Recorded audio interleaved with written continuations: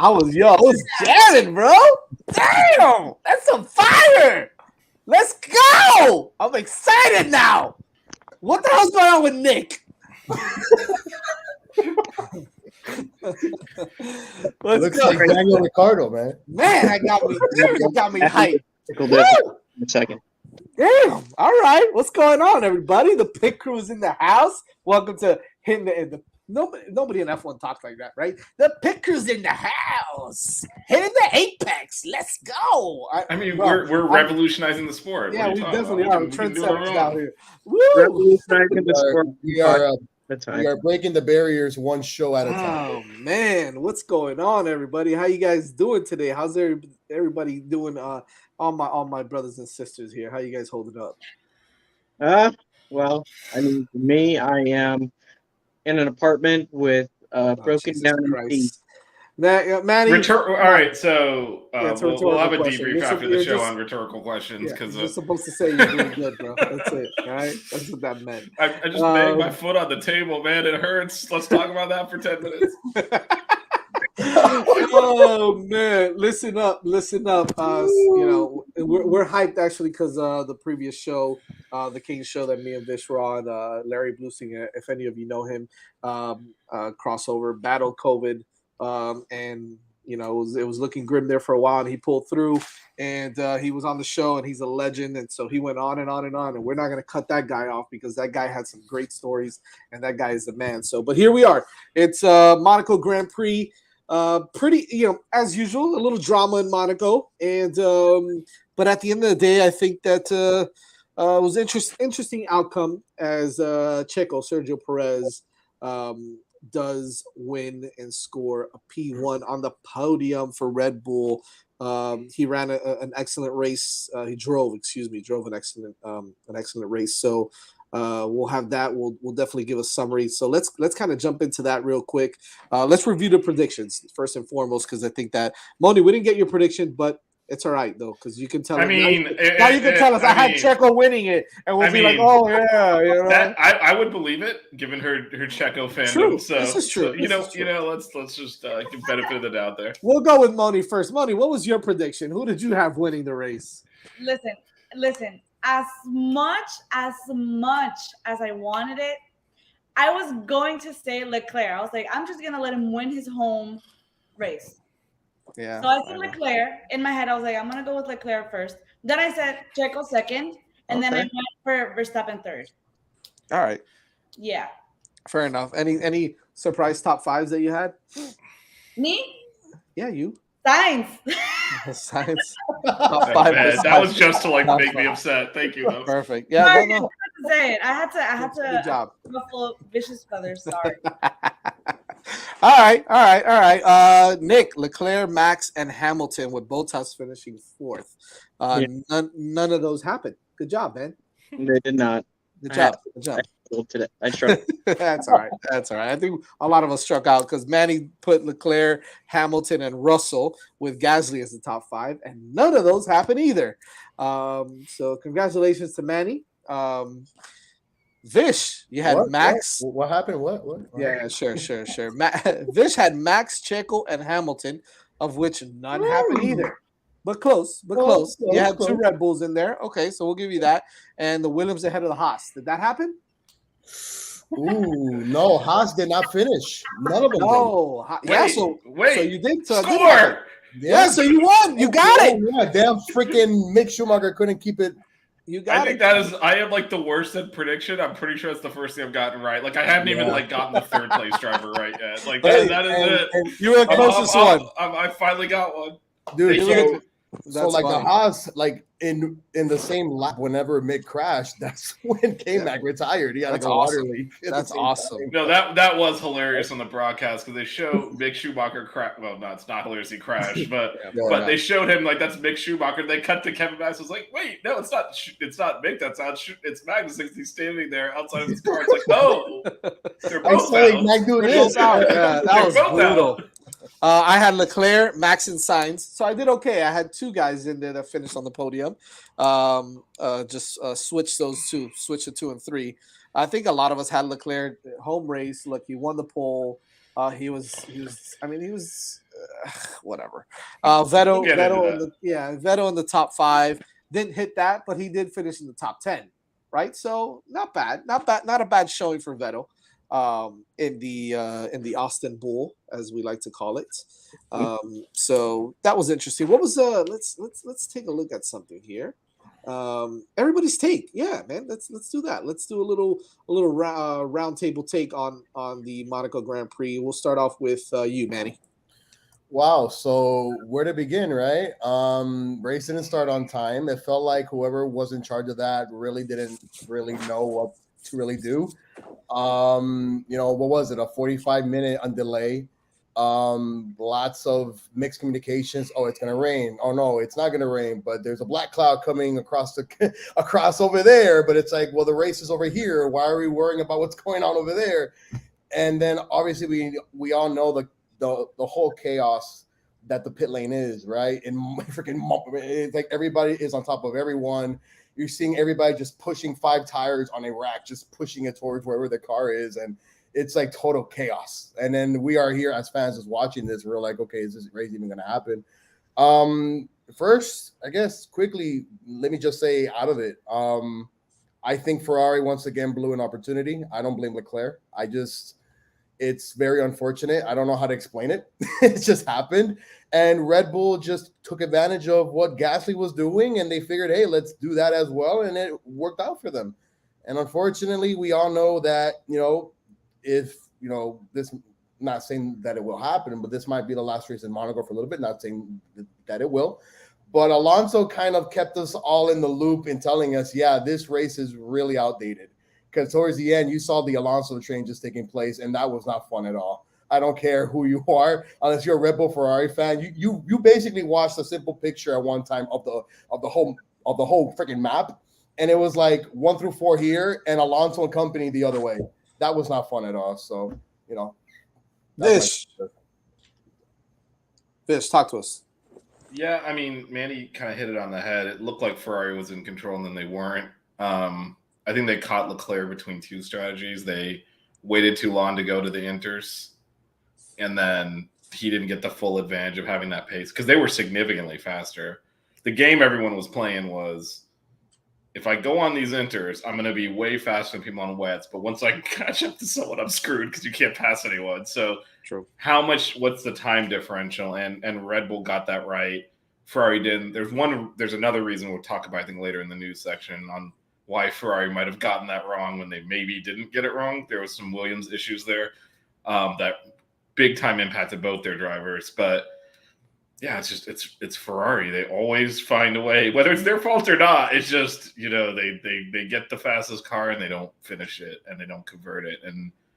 And Red Bull converted it. And they've got that championship like thing in them where they know how to win races. And you saw it with Mercedes for years, like everything would go chaos, and then Hamilton's at the front and everyone's like, he's lucky. I'm like, no, they know how to win. Red Bull knows how to win.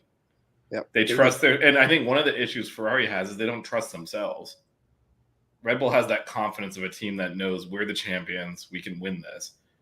Like the whole telling Leclerc to pit. No, wait, don't pit, and he's already in the pit lane. Like that is can I tell you something on that? I'm gonna let everybody else finish, but go ahead. Tell you something about that because you nailed it, Vish. Like Red Bull is like completely confident in everything that they do, every decision. They live and die with it. Bottom line, right?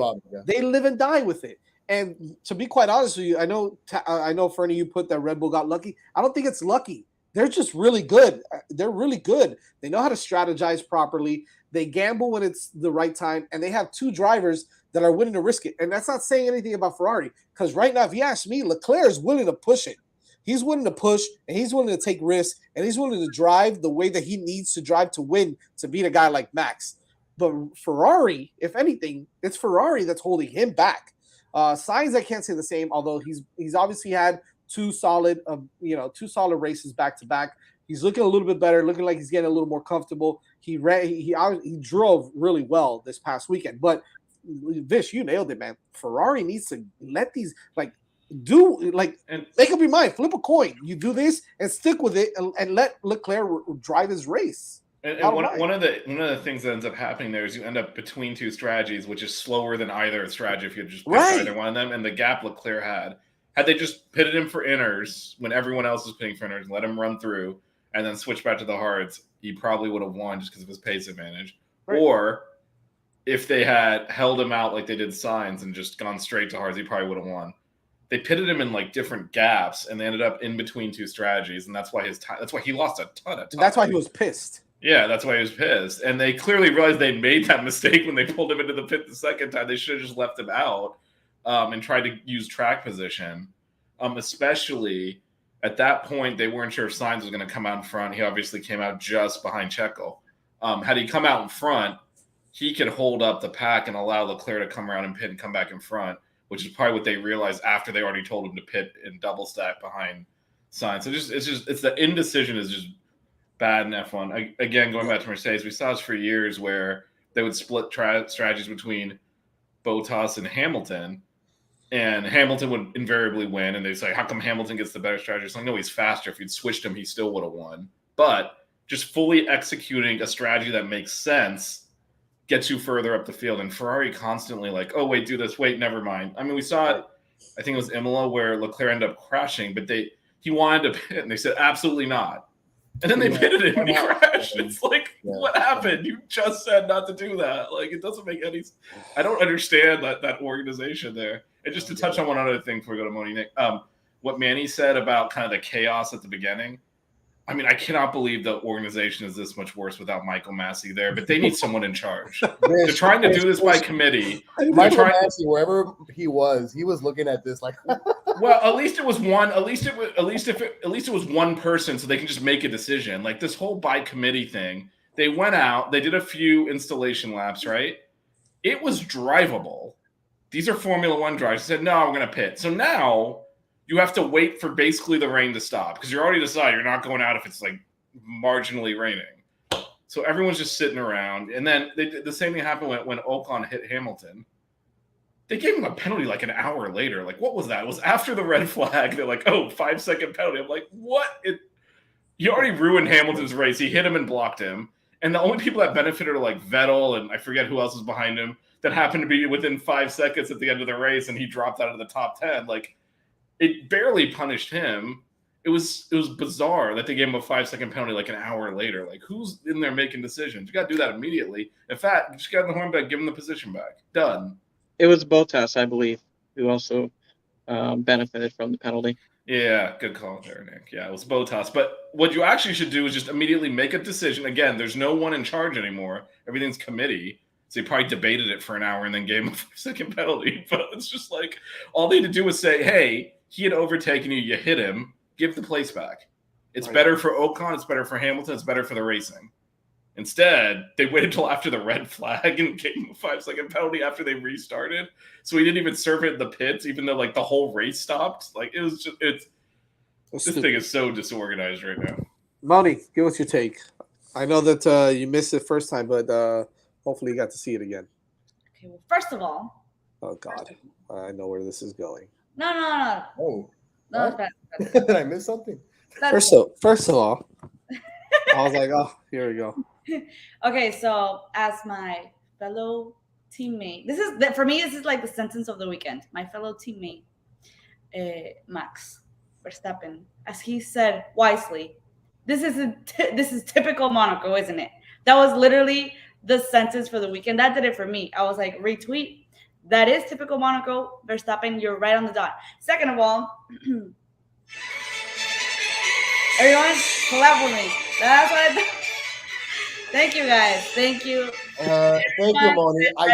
I still don't even know what P1 or P2 feels like so far this season. Thank you. Appreciate it. I just want to talk on behalf of everyone at Red Bull. We're so happy and so excited for your support. Thank you so much. The team really needed it this weekend. No, but I'm kidding. So honestly, the race, I don't know. The whole weekend was just so chaotic. It was really chaotic.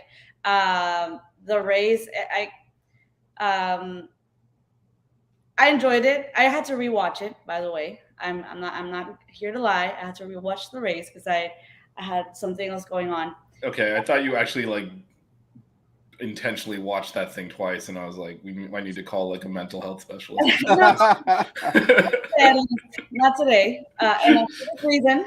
But honestly, I no words. Again, there's so many iconic sentences this weekend, as Leclerc said. No words. Don't get me wrong. I'm really happy because Checo performed, and he's my favorite driver, as we all know. Yes, you see? Thank you. That's my boy Checo right there. I'm really happy for Red Bull, of course. Really happy for Sainz.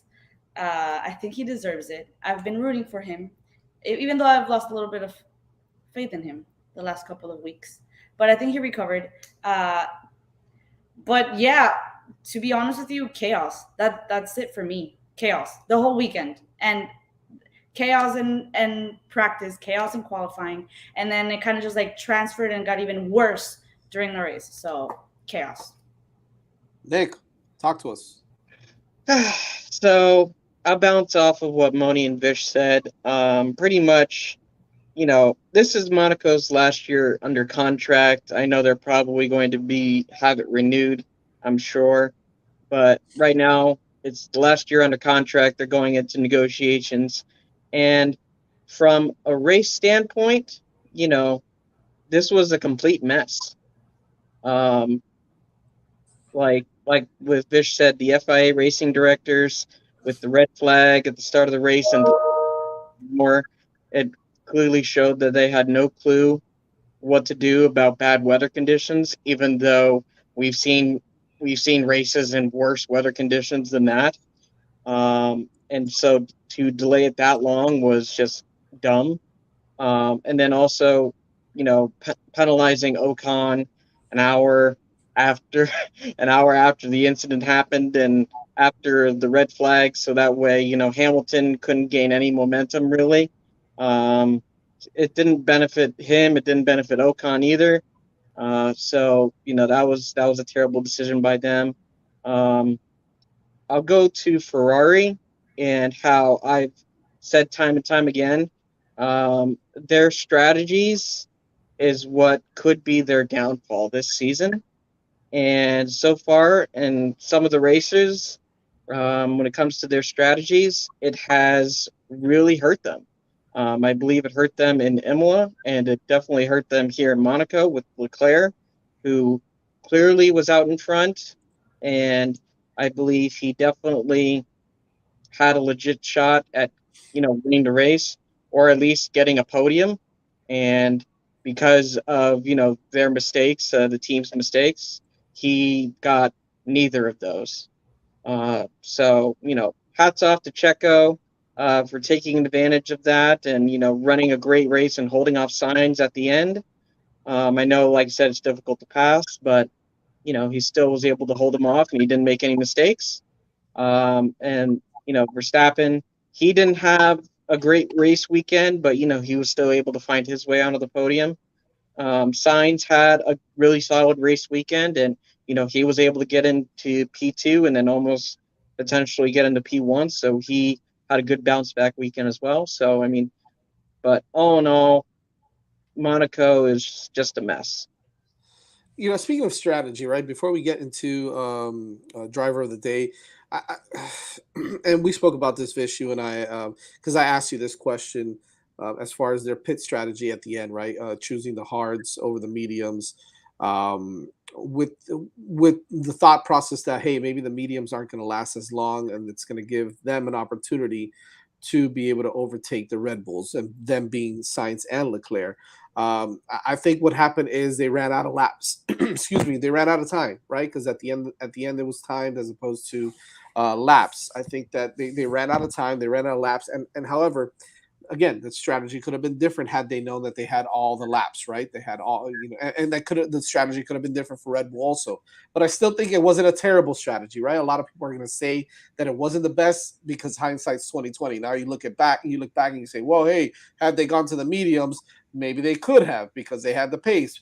But maybe they could. I mean, there's so many different things. That strategy wasn't terrible, right? So, but at the end of the day, they did that already when the race was not won by Red Bull, but it was already kind of in hand where they can kind of, do their thing and not be overtaken. And they almost got it, but I think the strategy wasn't too bad. I know, Nick, I saw you wanted to say something. So I'll go off of what you said. And when it comes to Ferrari, they need to be on top of their A game. They can't have a strategy. Well, it's not a terrible strategy.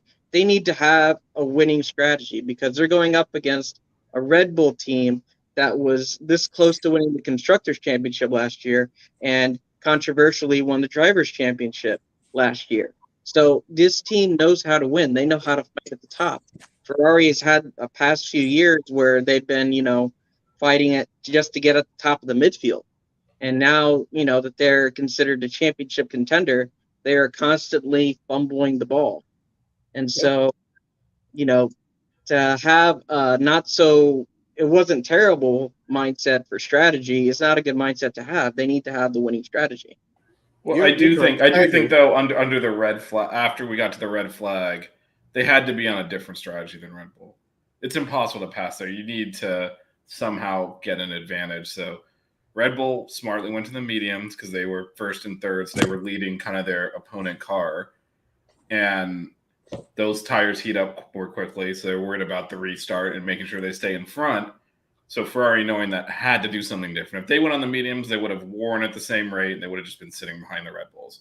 So their hope was somehow the mediums fall off dramatically, and then the hard have a big enough advantage that they could overtake. But the only overtakes we saw were Gasly on Zhao when the Inters were way faster than the wets, and then Hamilton 9/10 of the way around Ocon till Ocon hit him.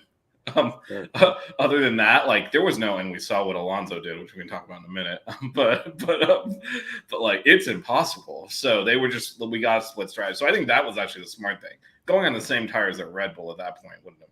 Yeah, there's no way you're winning. So but as Nick said, they'd already bumbled it. So I agree. That's why they're in that position to begin with. Nick, you brought up a great point. Driver of the day, guys. Who are we taking? I'll start with this one. I think at the end of the day, I'll go with Checo, right? He drove a brilliant race. He held off Sainz at the end, although again hard to overtake. But there was some instances where you saw Sainz trying to make a move, and Checo just countered and made the right move again. So I think that I'm going to give it to Checo on this one. We'll start off with Moni and go with. I kind of feel like I know what Moni's going to say too, so we'll skip her. And no, I'm just kidding. Go ahead, Moni. Okay. My obvious choice, I'm gonna say Checo. He won in Monaco. I think that's up there for F1 drivers. So props to him. But I definitely have to. I don't know if it should be like an honor roll type of situation, or if I can honorable mention, driver of the day. I have to go with Sainz. He was so solid. He was really. Aside from all the poor decisions and poor timing on behalf of Ferrari, I think he had a great race as well. So I'm going to have to go with Checo and Sainz. I think his strategy that he went with, not Ferrari, worked to a certain degree as well. So, yeah, good on him. Absolutely. Nick, who's your driver of the day? I'll go with Checo. Considering he started outside of the top three at the beginning of the race, and it finished, I think, P4 in qualifying, to then, bump up 3 spots in Monaco to finish first, and then also to, race a mistakeless race, and, hold off Sainz at the end. I think he deserves it. And, when you win at Monaco, it is a legendary track, and people always remember where they were when a driver won a race at Monaco, or how many times they've won at Monaco. So to get that as one of your career race wins is always special. Manny, who do you got as driver of the day? Well, I'm not gonna say those names because it's quite clear, right? It's probably the most common answer. Listen, I'm going to go with Lando Norris. I looked at his face on Friday, and I really don't know how to pronounce what he had, but look at his face. Right? Look at this young man's face, and you tell me if you're still able to get in the car and drive. So we should have a whole section on just thinking about what he actually did in Miami to be sick for like a month after. Okay, but I'm just giving this man credit for the last 2 weeks, consecutive weeks, right? Like, we've seen that face. We grew up seeing that face in our friends. Like, we know that face. But yeah, that was my face a lot. Listen, whether he caused it or not, he still kept his team, relevant. Unlike his other, we're gonna get into disappointment of the day. By the way, go into a popular I just want to selection. say that I commend Lando Norris because this man, the last 2 weeks, has been dealing with something. Whether he caused it on himself or not, he's kept the McLaren afloat and still getting points and still getting results. That's why I'm not saying that any other guys in top four, whether it's Ferrari or if it's Red Bull, they deserve it. But to me, I looked at that face on Friday and I'm like, how is this man even capable of driving? So by the way, that's why. By the way, Manny, it's really not that hard to pronounce. It's hay fever. That's what he had. I've never heard of hay fever. I heard of tortor or whatever the other name. I'm not sure what you're talking about. Vish, right? driver of the day for you. So I'll zig when you expect me to zag and be short here. So I think anyone saying anyone other than Manny touched on this, Mo touched on this. It's Checo's the obvious answer, but so she threw Sainz in there, Manny threw Lando in there. I think if we were like, it's obviously Checo. But so he's the driver there. I'll throw in Gasly actually passed someone, so 2 thumbs up for him. He actually drove really nice. Yeah, he drove well. He didn't get any points, but I saw him go around well. the car and get in front. And at Monaco, that's 2 thumbs up. So he looks like he needs a B12 shot. He looks like he needs a penicillin shot. Not a B12 shot. But yeah. All right. What's next? Disappointment of the day. God, I'm gonna go backwards here. We'll start with you, Vish, on this one. So it's Mick Schumacher. I think Gunther's had enough. I think he's frankly not good, and he's going to be out of Formula One pretty soon. And wow, he's carrying that name around, but he is getting destroyed by Magnussen, and now he's wrecking cars. He probably wants Mazepin back so he can have that comparison to look good, because without that you're seeing how, frankly, he's just not up to it right now. And it's been a lot of wrecking cars and a lot of, we've seen his car specifically split in half more than once. That's not great. So to me, he's at least just bring the car home, right? And he would have finished at his teammate who had a mechanical issue, and he couldn't do that. Like, it's just, to me, he's the biggest disappointment, because this is a race where, if you like in the last race, Barcelona. Yeah, Barcelona. At one point, they did find themselves in the top 10, and then Rob Hayes takes over, and they ended up 14th and 17th. If you find yourself in the top 10 at Monaco, you can hold it. And the fact that they were so uncompetitive, and then he threw it into the wall, actually caused the red flag, which caused us to have a timed race for the first time, and I can't remember the last time. Like, it's all on him. So I'm going with him. Manny. So just a real question, Vish. So do you think that Haas has the capability of firing Mick? Because the last name carries weight. We understand the expectations, but it's kind of hard for me to see if Haas actually does it. Not saying that Mick deserves it, because he clearly does not. Okay, K-Mac comes in. What was it, like a week or 2 or 3? He doesn't deserve to get fired? No. Mick Schumacher has not performed. He doesn't deserve that right now. He does okay, right. But his last name carries weight. His last name is basically the higher. But at the end of the day, you got to. Well, more so than that. I think the complication around Mick is Ferrari owns that seat, so it's Ferrari firing him, not Haas. That's the tougher part, I think. Yeah.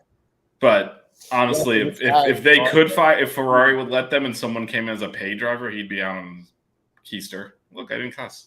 He'd be on his Keister. Hey, I cleaned it up. I caught it. I was about to cuss, and I caught it. Okay, all right. I want to go with my disappointment of the day. I don't think anybody else is going to choose this, but I think I'm going to go a different route when it comes to disappointment. I'm not going to say that the driver was disappointing.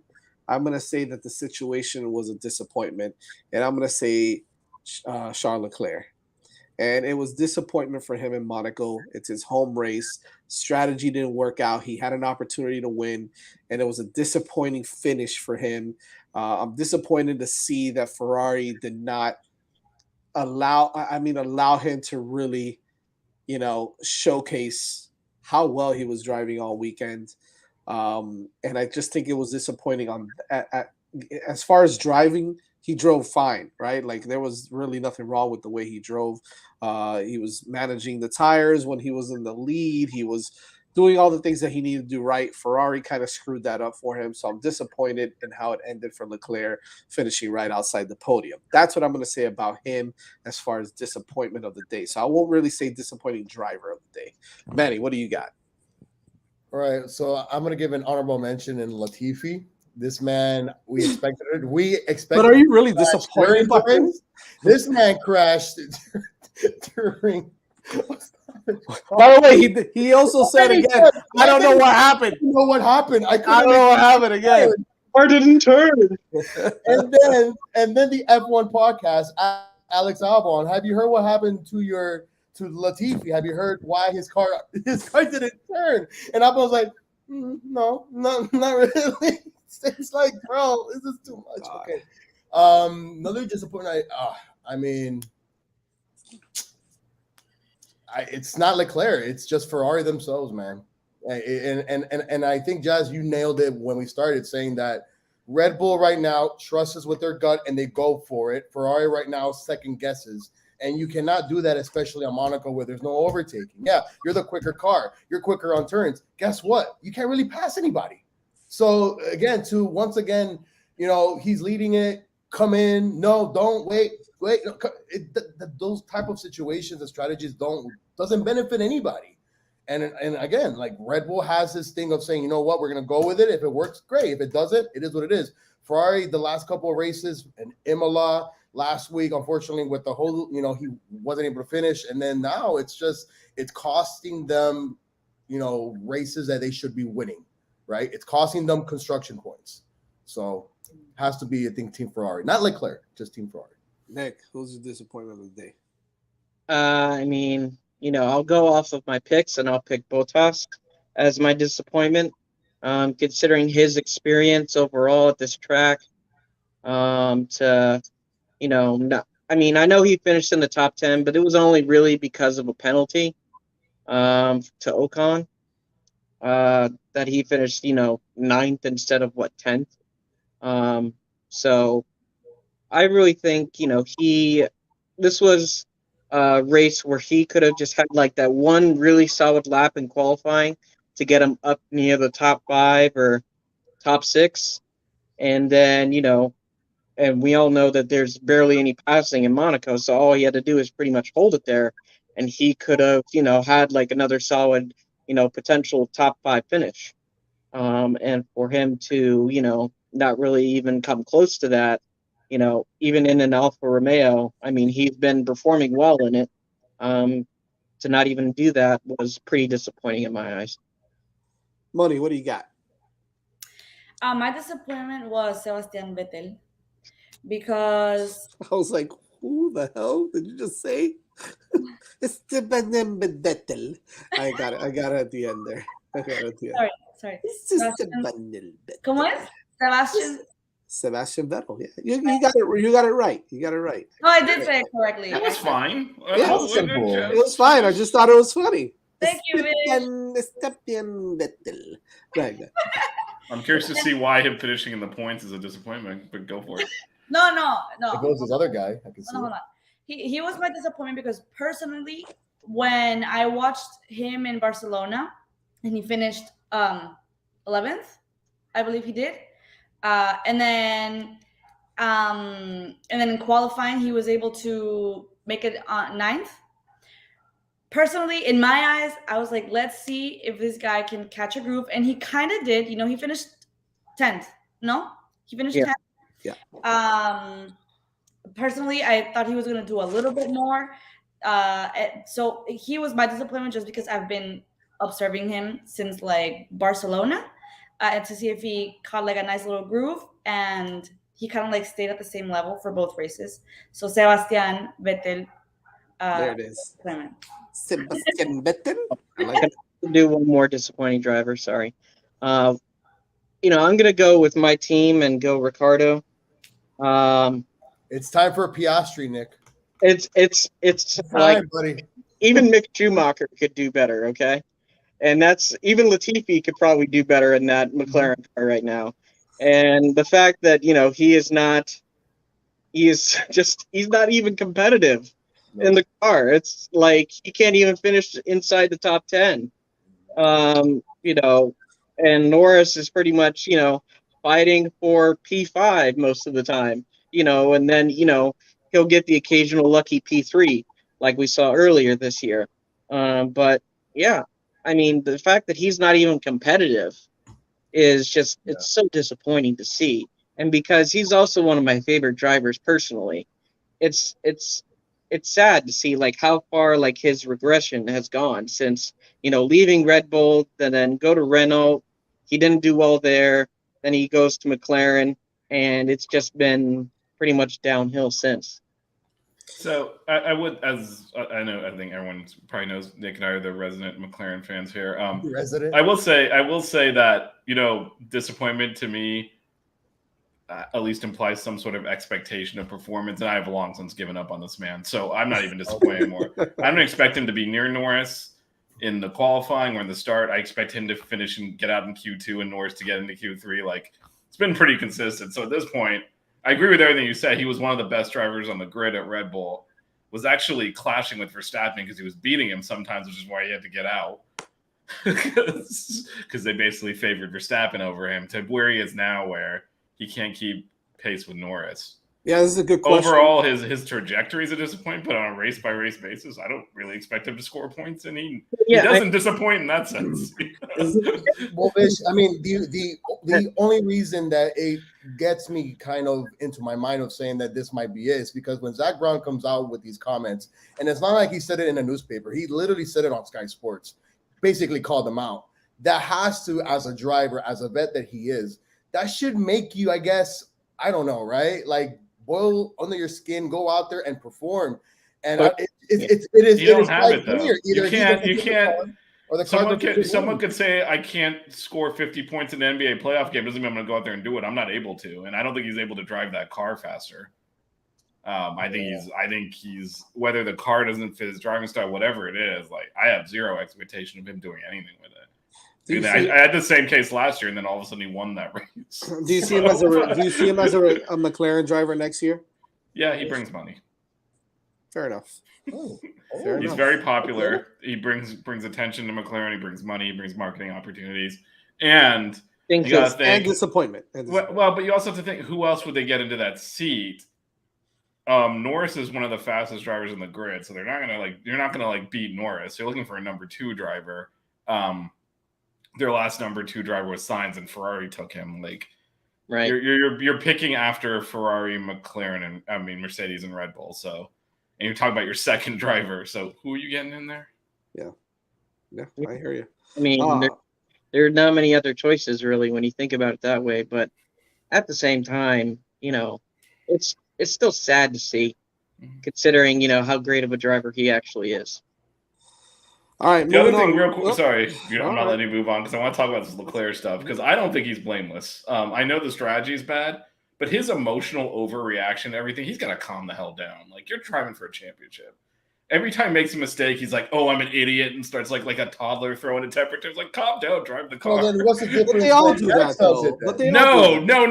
No. You could look up clips going back since his first time in Formula One. Every time he makes a mistake, he gets on the radio like, "I am the worst driver in the history of Formula One." It's like, just drive the damn car. And I think in this situation, once he realized he had lost a place, he lost it mentally. Like you saw, and as we talked about this, he eventually caught back up. When Checo's tires went in the top 4 bunched, he dropped way the hell back of Max. You saw Sainz within DRS on Checo, Verstappen within DRS on Sainz, and then Leclerc 3 seconds back until the tires went. And then he caught back up and ended up as a DRS train. But he's just got to be a little bit more even keeled. He's still driving for a championship. That car has ability. He has ability. He's one of the most talented drivers on the grid. Act like it. Sometimes they screw up the strategy. Sometimes you make a mistake. That's fine. But His emotion, he's got to get his emotions in check. Like coming off like this is a freaking disaster. You finish fourth, it's fine. Take the points and move on to the next race. No, good like, point. He's just got to focus a little bit. Like his emotional swings. He's competing against Max Verstappen, who is one of the best drivers that we've seen recently, who's a champion. You got to keep it together better than this. When he was done with the race, actually, Vish, now that you bring this up really quick, and you guys can jump in as well. When he finished the race, you know, and he was freaking out, and then he was like, you know, the season's long, but you know, this cannot happen again, like whatever. Talking about like his, I guess, emotional overload. Do you think that it's going to backfire onto Leclerc, or well, it could potentially. It could if he continues to do that. Yeah, I think it will. I think it has in the past. He's thrown away points in races in the past where no one's really cared. Now it matters because they're. He's got to turn that into like. He's got to turn that into like, I don't know, tenacity. Like to say. Well, I mean, a good example is Hamilton. Get pissed off and drive better. Right. A good example is Hamilton, Spain. After what was it? Magnussen hit him off the track, and he's like, "Let's just save the engine." And they said, "No, we think we can get points." He focused and just drove the hell out of that car and got all the way up to fifth until the car failed him again. Right. We don't Leclerc, when things start going wrong, he's still got to ride the bumps better. There's going to be mistakes. He's going to make mistakes. Lord knows Ferrari's going to make pit wall mistakes. You just got to go with it and maximize the points given everything that's happened, and not get so emotionally invested on a race by race basis. Because this isn't the first time he's thrown away points before. And I feel like it did cost them in Imola.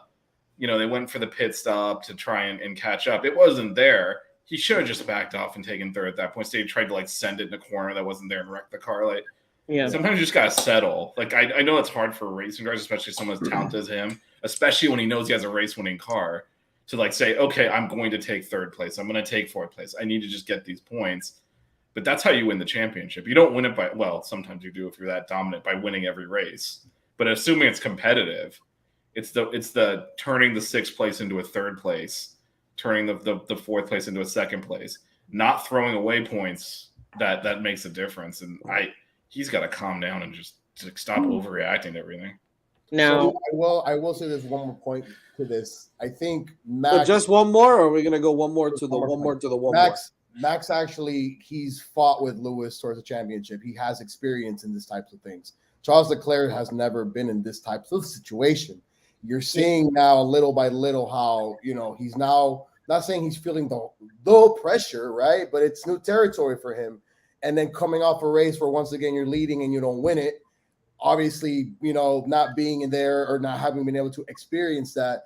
These are the types of situations that I guess when you're a young driver, you got to learn really quickly. And Vish, you nailed it. You're still ahead there's so many races left. You can't just let one situation, you know, just linger you. But having, you know, just things happen out of the sort, whether you caused it or your team is causing it, this is new territory for him. And Max has had this experience for years already, battling Lewis time in and time again.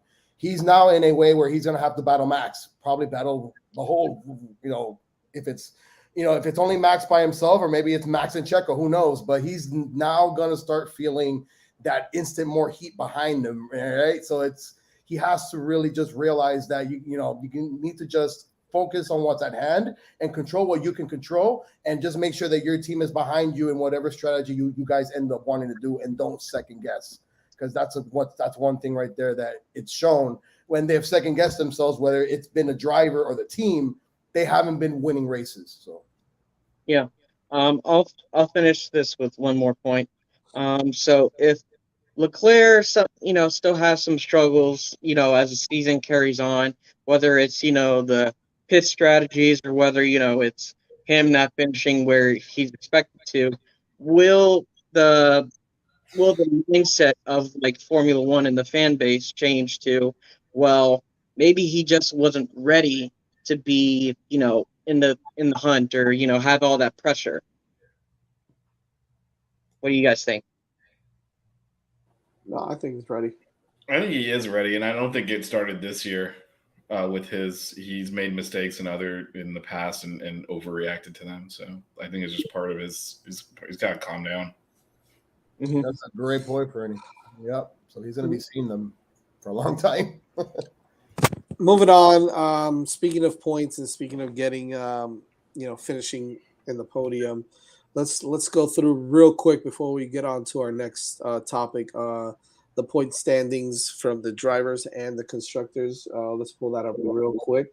Let's go with the driver standings first. We'll just round out the top 10. We still got Max leading the way, up by 9 points ahead of Charles Leclerc with 116, followed by Sergio Perez, George Russell in fourth, Carlos Sainz creeping up to George. He's only a point behind him. Lewis Hamilton right behind, well, not right behind, but behind Carlos Sainz in sixth. Lando Norris, in seventh. Bottas 8th. Esteban Ocon in ninth. And Kevin Magnussen still holding on to that 10th spot.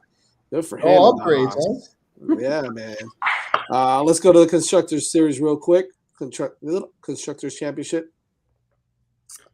As we have, of course, Red Bull not gaining much traction, but still up by about 36 points, if I'm not mistaken, over Ferrari, with Mercedes behind Ferrari at number 3, McLaren at 4, and then you've got Alfa Romeo, Alpine, AlphaTauri, Haas, Aston Martin, and Williams rounding the top 10. Well, the top 10. Listen to me. There's only 10 teams, and Williams has the 10. Hey, Williams will take it, man. They'll take it. They'll take the 3 points, baby. So, moving right along. Speaking of Williams, what a great segue, huh? Latifi and Albon, little blue flag incident. Yeah, so maybe I'll kind of Leclerc. I'll talk to me, Vish. Yeah, yes. So let me introduce this topic. So what actually happened is both Latifi and Albon held up the Ferraris on their out laps and in laps on that pit strategy. So there's a decent chance without that we wouldn't be talking about Ferrari screw ups because they would have finished 1-2 anyway. And to me, the most bizarre one was Albon after the race saying, I was faster than him, so I just ignored my blue flags. And he blocked him for almost an entire lap. And if you can imagine the pace going at the pace of a Williams instead of a Ferrari, like that is actually why Leclerc dropped that far back. And I don't know who told, and then I think Ferrari rightly is upset. There was no penalties issued for any on this. And he blocked him, I think it's in the article somewhere here, but it was for most of the lap, and Leclerc was, as it says there, I'm not going to read that out because we're keeping this G-rated, but on the radio was like, what is going on here? There's blue flags everywhere. He won't move over. You don't get to choose, I think I'm faster, so I'm going to ignore blue flag. Like, I don't know what that, his logic, usually they at least lie and say, like, I thought I didn't see them or I didn't, whatever, but this, like, I saw them, but I was faster anyway, so I would have had to pass him back. He wasn't faster. He was holding him up, and you don't get to make that call. Don't get a lap down if you don't want to get blue flag. So that was bizarre. And Latifi actually did the same thing to Sainz. There's actually a good onboard. We're obviously not going to play it on here. If you look at the Sainz onboard of just how much Latifi held him up, and that's how Checo got in front of him too. It was on the lap, and then they basically were neck and neck coming out of the pits. So, I mean, Ferrari has every right to feel aggrieved here. I don't know if maybe the Williams drivers weren't comfortable in the rain moving over, but you don't get to make those choices. When you see the blue flag, you move over. Yep. And they didn't do it. And they didn't get penalty. We touched on a little bit of the FIA dysfunction. I think we're going to get into this a little bit more, some of the other stuff they did this weekend, but how you don't get a penalty for this sort of thing, I mean, to me is bizarre. And Ferrari obviously was upset. Giving Williams a penalty is kind of like, pouring a bottle of water into the ocean. It doesn't really affect anything, but still, it's important for future races to make sure. And it's just, it's kind of ridiculous that they blocked both Ferraris, and it was right in those critical laps where they were doing the pit sequence, and certainly helped Red Bull, because that's the lap where you're like, I got to nail this lap to get the advantage going into and out of the pit. And instead, they're going at a Williams pace. So, but it was bizarre too that it was both Williams held up both Ferraris. Well, speaking of holding up the Ferraris or possibly getting penalized, and I want to get everybody's take on this one, is the Red Bull, right? Crossing the yellow line and not getting penalized. I want to start off with Moni on this one. should Red Bull have been penalized for crossing the yellow line out of the pits? And did that give them the upper hand and the advantage over the Ferraris? Moni, let us know. Okay. What do you think? I think I think they should have been penalized. I really think so. I really do. I mean, they crossed the yellow line, right? That's what I'm saying. I mean, that's what I'm saying. Like, that's all I can say. They should. Well, they didn't. So, that's the dispute. Oh, Did they cross the yellow line? Because here's kind of here's what happened. So in the race director's notes, it said you had to stay to the right of the line. In the official FIA rule book, it says you have to cross over the line. They touched the line. So they didn't stay to the right of it, but they didn't fully cross it. And this is literally what the FIA came out with. They said the race director's notes violated the FIA rules. That's not allowed. So the race director's notes are illegal and the protest is dismissed. How do you not check this before the race? Like, this organization. If that doesn't sound like horse, you know what? I don't know. Well, I mean, that was the ruling, and you can look up the ruling. That is the ruling. He didn't fully cross over the line. He touched. You can see the rear. It's hard to see on the side, but you can tell the rear clipped to the line. Which, according to the race director's notes, that has always been interpreted. If it says you stay to the side, that means you do not touch it. Right. The FIA rule book says cross it, and he clearly touched it without crossing it. So by one rule he's fine, by another rule he's not, and they basically threw out the race director's notes saying that they're actually not valid, which is kind of bizarre given that they use them to govern the entire race. Manny, what the hell do we have race directors for? Apparently to try to make Max Verstappen champion when he shouldn't have been. Just have the benefit of the doubt. I mean, listen, this is nothing new to Mercedes fans. If you want to date it back to Abu Dhabi, I'm not going to bring it back there. There's so many conspiracy theories. I mean, listen, I don't know how many of us listen to the F1 Nation podcast, but I find it absolutely friggin' hilarious how once again, they have Christian Horner there as a guest, and they ask him, so did the rear tire touch the line? He goes, no, it didn't. It didn't. We've watched it 4,000, 5,000, 6,000 times on video up here. Look, we're showing it to you right now. There's no evidence of that. So, there's nothing going to happen here. Hey, what? What video are you watching? Who's showing you this? Wait, again, the rules don't apply to you. I don't understand. Personally, they should have been. I think they should have. Because this is an F1 podcast asking him, looking at the video, and I'm watching it live, and they're like, did the rear touch? It seems like it did. Oh, no, look, that video says no, that video says no, that video says no. Personally, it's embarrassing. As a fan, it's embarrassing. We're not blind.